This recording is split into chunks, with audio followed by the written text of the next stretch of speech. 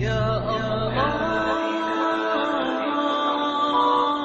محمد رسول الله۔ بسم اللہ الرحمن الرحیم۔ السلام علیکم۔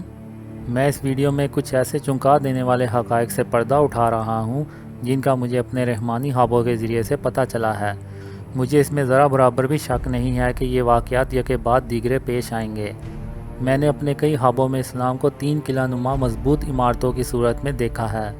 یہ قلعے اسلام کی حفاظت کر رہے ہوتے ہیں۔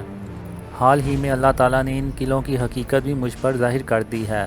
میرے ان رحمانی خوابوں کے مطابق اسلام کا پہلا قلعہ ترکی ہے، دوسرا سعودی عرب اور تیسرا پاکستان ہے۔ میں اپنے ان تمام خوابوں میں دیکھتا ہوں کہ کافر ان 3 قلعوں میں سے 2 کو تباہ کر دیتے ہیں۔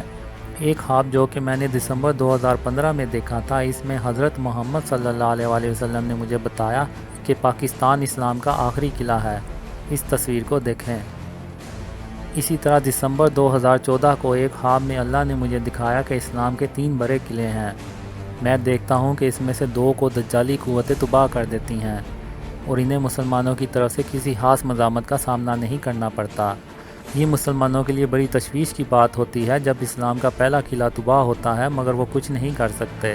پھر مسلمانوں کو اس وقت زبردست جھٹکا لگتا ہے جب دجالی قوتیں اسلام کے دوسرے بڑے قلعے کو بھی تباہ کر دیتی ہیں اور مسلمان اسے عالم اسلام کے لیے ایک عظیم سانحہ قرار دیتے ہیں۔ پھر کافر اسلام کے تیسرے اور آخری قلعے کی جانب بڑھتے ہیں۔ میں اپنے آپ کو اسلام کے اس تیسرے اور آخری قلعے میں موجود پاتا ہوں۔ میں دیکھتا ہوں کہ یہ تینوں قلعے ایک ہی تار میں یکے بعد دیگرے کھڑے ہیں اور 2 پر دشمن اپنے ہتھیاروں سے حملہ کر دیتے ہیں۔ میں بہت ڈر جاتا ہوں اور لوگوں کو تنبیہ کرتا ہوں مگر کوئی بھی میری بات نہیں سنتا اور مسلمان ان دونوں قلعوں سے ہاتھ دھو بیٹھتے ہیں۔ پھر میں دیکھتا ہوں کہ دشمن قوتیں اسلام کے تیسرے اور آخری قلعے پاکستان کی جانب بڑھنا شروع کر دیتی ہیں۔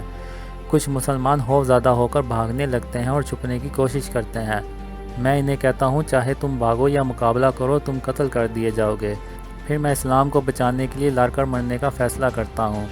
اللہ مسلمانوں کی اس تیسرے اور آخری قلعے میں اپنی غیبی قوتوں اور ناقابل شکست کالے جنگی جہازوں سے مدد کرتا ہے اور اللہ تعالیٰ کی مدد سے مسلمان اسلام کے تیسرے اور آخری قلعے پاکستان کا کامیابی سے دفاع کرتے ہیں اور پھر اللہ کی مدد سے مشرق کے یہ مسلمان سچا اسلام پوری دنیا میں پھیلاتے ہیں اور پوری دنیا امن اور انصاف سے بھر جاتی ہے اور کچھ سالوں کے بعد دجال ظاہر ہو جاتا ہے۔